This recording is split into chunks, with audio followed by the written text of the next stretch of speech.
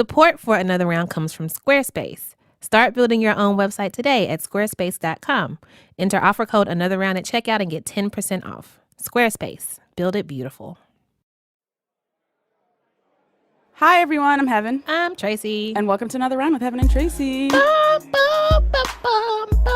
right. We're grooving. Yeah. We're moving. Hey. So we have a super short shot for you today, but we're going to play a fun game. So I'm excited. I'm nervous. My God. I was going to say I'm excited too, but I was like, wait, that's not what I feel in my heart. So I'm glad you said what's in your heart. I try to do that.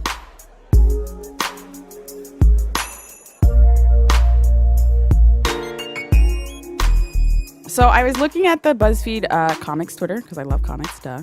And they had this really cute comic, How Many Pizzas Can You See in This? And it reminded me of this 16th century painting by Pieter Bruegel. Can't tell you how many times it happens to me in my daily life. Who is Pieter Bruegel, Heben? I don't know. Okay. He's a painter from the Netherlands, and he does like a lot of like landscape and like peasant stuff, you know. Mm-hmm. I don't really know that much about him. I feel like that's decent. But he has this famous painting called Netherlandish Proverbs. You know how much I love proverbs. This painting also has like 50 names. Flemish Proverbs, The Blue Cloak, The Topsy-Turvy World. All right. I don't know why your painting has that many names. Sounds like a rapper with a whole bunch of aliases. Yes. So I was excited because I like, you know how much I love proverbs. And I was like, oh, there's definitely a quiz in here. Because these proverbs are incredible. First because of all, we need another quiz for me to fail at in front of everybody. No, and my it's mom. not. It's not. You can't fail at this. It's just a appreciation of language. Okay. I like to appreciate language. I'm into this. So you have to definitely see the painting for yourself. But the entire painting is like really elaborate with all these people doing like a bunch of little things. And then like those like scenarios translate into like a proverb. Mm. So like one of them will be like, never believe someone who carries fire in one hand and water in the other, which is basically like someone who's two-faced. Mm. So like in the painting, you can see someone holding like fire and water. That's like when Black people say somebody will steal your wallet and help you look for it. I didn't realize that was exclusive to Black people. I don't think know. That's just Tracy. Okay, sorry. Also, sidebar, this painting is dope, but it's like definitely he borrowed / copied / cribbed, whatever the artists say, from this dude named Hieronymus Bosch. The dopest Hieronymus name Bosch. ever. Yeah. He's like his big art influencer. So you should he's like the better version of this, honestly. But he doesn't have all the cool proverbs. The like most famous Bosch painting is probably the Garden of Earthly Delights. It's intense. Ooh. It's a situation. Like I'm going to name my kid Hieronymus. Hieronymus Bosch. It's not Bosch like the basketball player. It's Bosch. Mm. Someone should be rap named Hieronymus Bosch. Young Hieronymus. Hieronymus on the mic. Let's go on with the proverbs. All right. All of these are like translated, so definitely keep that in mind, that it won't be like precise. Jeez Louise. But I really enjoyed a lot of these sayings. Some of them like you could see like traces of what we say now, but some of them you can't, and they're wild. So I'm going to say what the proverb has been translated into. Okay. And I want you to guess what it means. Okay. All right, here's one. To be pissing against the moon. The fuck? What does that mean? One is pissing against the moon. Okay, all right. Let's walk through this. When you are pissing against the moon is not possible because you're on Earth. Mm-hmm. I'm assuming you're not an alien on the moon, so you're on Earth. Yes. The moon is far, and you're like, man, I can piss on the moon. The fuck? I can do that. So you try and like you're aiming up as much as you can. I mean, I guess it depends on if you have a penis or not. Okay. But all right. Chances are you're going to get some urine on yourself. So it's ridiculous. Uh-huh. So when you're pissing against the moon, you're basically trying to do something that's impossible. Yes, correct. Excellent logic. To waste one's time on a futile endeavor. Oh my God, I love this game. Give me another one. Give All me right, another one. They get weirder. Okay. No one looks for others in the oven. Sorry. All right, I'm going to take that again. No one looks for others in the oven who has not been in there himself. In the oven? Yes. Wait, say it one more time. So, no one looks for others in the oven who has not been in there himself. Okay, this is going to be a journey. So sometimes... Oh my God. Sometimes when I'm like... What are you about to say? Like sometimes I'm like, I need something like cute to wear for the weekend, but also like really cheap because I'm fucking poor. Okay, not brokey poor McPoverty. because I'm broke. Yes, I'll go to like Burlington or something. Which no shade to Burlington, you know, none. But like the materialistic and like self-obsessed middle schooler in me is like, yo, I wonder if somebody's gonna see my outfit and know it came from Burlington. But then I'm like, if they know it's from Burlington, then they've been in Burlington. Yeah. So who cares, you know? So I'm going to say that this means that nobody can like judge someone else for something that they've done themselves. That's close enough, I would say. Okay. The answer is to imagine wickedness in others is a sign of wickedness in oneself. Yay! So it's a little geared towards like bad stuff, but yes, you get the general gist. This is so fun. You're doing good, Tracy. Let's just do this quiz all the time. Let's suck it all the other quizzes. Okay, the next one. Horse droppings are not figs. That's it? That's There's no more? Just imagine your mom being like, you know, Tracy, horse droppings aren't figs. Okay. That means, okay. I have another little story. Please take this. Here's my reference point for this. Okay. There is a trio, I think, technically, named The Last Poets. They were big in the 60s and 70s, very like pro-black revolutionary, and they did like spoken Where's this word. going? Just hang with me. Just go with me on this journey. So they did like spoken word, but they're also kind of known as like the godfathers of rap, right? Okay. Because I mean, like their stuff rhymed, but it was like poetry, but like set to music, and you know, it later like became what we know now as rap and hip hop. Okay. And so when I was a terrible pro-black college student, Oh my God, when you were the worst, when I was the worst, when I was complete like just trash, I downloaded like all of their shit. Right? They had a track called "Whitey on the Moon" that I still remember. I would love to perform it sometime on the sounds like air. Homeboys in Outer Space. Shout out to UPN. But a less interesting version. Oh my God.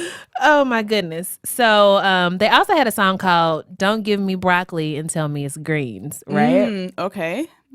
So the meaning behind that, I think, was like, don't like give me this like souped up, super fancy, you know, modern, trendy thing when all I want is like the basics, right? I just want some motherfucking greens. Okay. Don't give me no broccoli, you know. Okay. Okay. So wait, what was the thing again? Horse droppings are not figs. Okay. So this is the inverse, right? Because Bruegel is like, don't give me no piece of shit and tell me it's something fancy. So he's just, you know, just like keep it real, keep it 100, you know. So the proverb means keep it 100. Is that what you're saying? I mean, Bruegel's like keep it 100, right? Or yes. Alternately, all that glitters is not gold. This is basically a yes. You are right. I'm salty how right you are. Do not be fooled by appearances. Apparently, horse droppings look like figs. Yo, side note, I had my first fig a couple of weeks ago. Was not good. Also, it didn't look like horse droppings. I don't understand. That's what I'm saying. That's why this sounds weird. Okay, you're doing great, Tracy. Yes, continue forever. Who knows why geese go barefoot?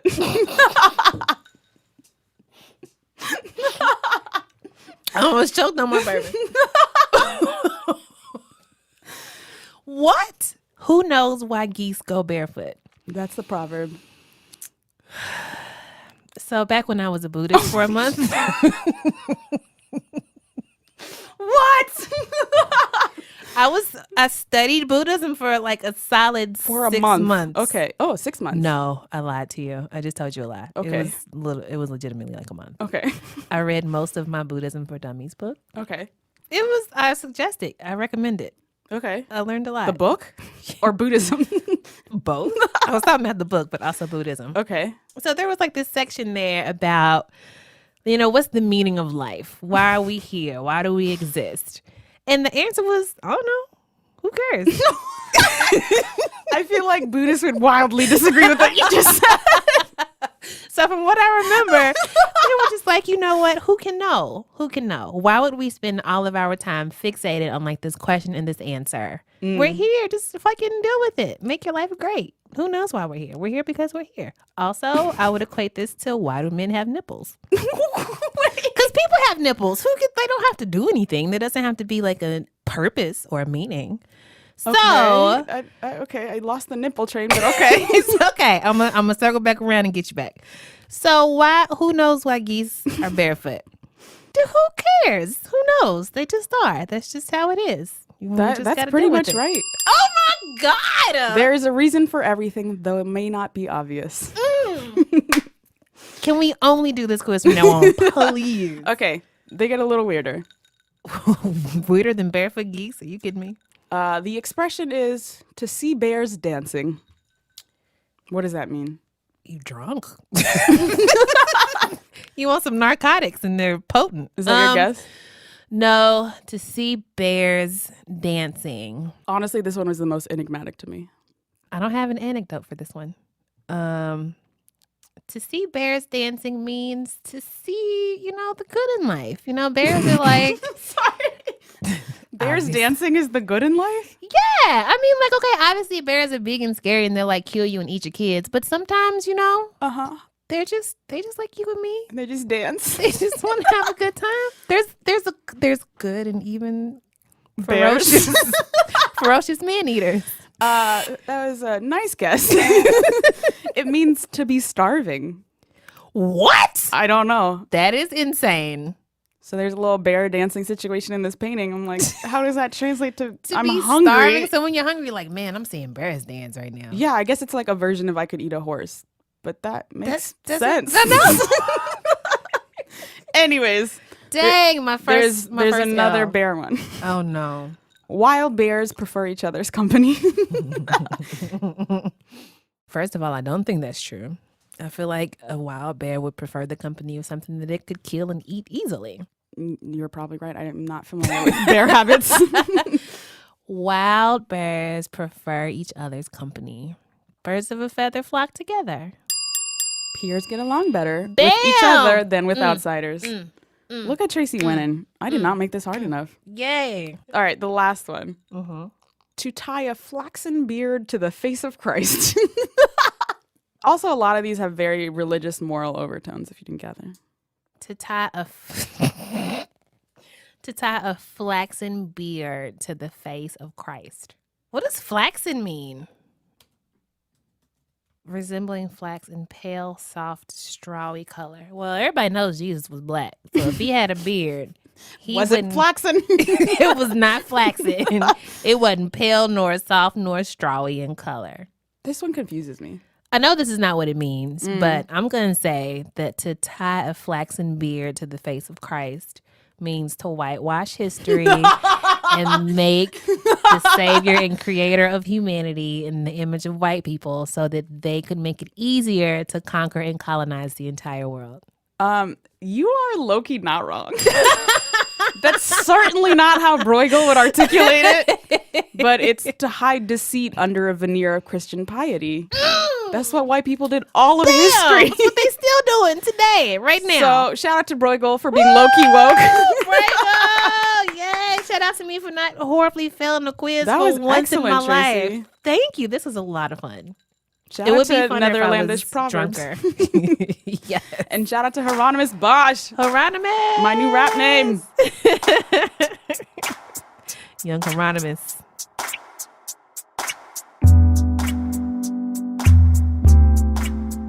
Shout out to the Pod Squad. Pod Squad. This tiny shot was produced by Eleanor Kagan with editorial oversight from Jenna Weiss Berman. Mom. Production help from Julia Furlon Woo. and Meg Kramer. Boosh. Also, Yes, boosh. I tried to Bringing slip it that back. in very nonchalantly. Also, a huge thank you to Paul Ruest at Argo Studios. Thanks, Paul. Couldn't do it without you. What did you just wave at me? What is that? It's a stapler? I don't know. Of course, it's a clamp. Thank you to our musicians, the incredible Jean Grey and the amazing Don Will. You can follow them both on Twitter at Jean Greasy and at Don Will, respectively. Thank you to Optimus Prime. Shout out to the Tracy. As always, you can find us on Facebook and Twitter at Another Round. You can email us at anotherround@buzzfeed.com. And if you're a fan of the show, write a little review on iTunes. Right, that's a love. Rate us on iTunes, and your homework today is to tell one friend. Ooh. Tell one friend about the show. Because you hasn't are a given good homework. friend and you want goodness in their life. Duh. And then we'll be back next week with a full episode. Woo woo. Yay! Call your mama, drink some water, Back up your data. buy a wallet. Oh my God. Also do some stretching. I'm still salty about the wallet. Evan, be happy for me. Be happy for me. Oh. Bye. Bye.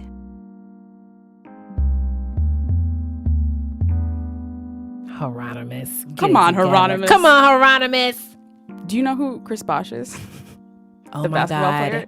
Obviously, I'm an avid sports fan, and I do know who Chris Bosh is. He's the one that looks like the middle stage Brontosaurus Animorph. I'm sorry, we were talking about brontosauruses earlier, and Tracy's like, "What's a brontosaurus?" I was like, Wait, what? I know what a brontosaurus is. "That's what you said." When? You definitely said this. Today?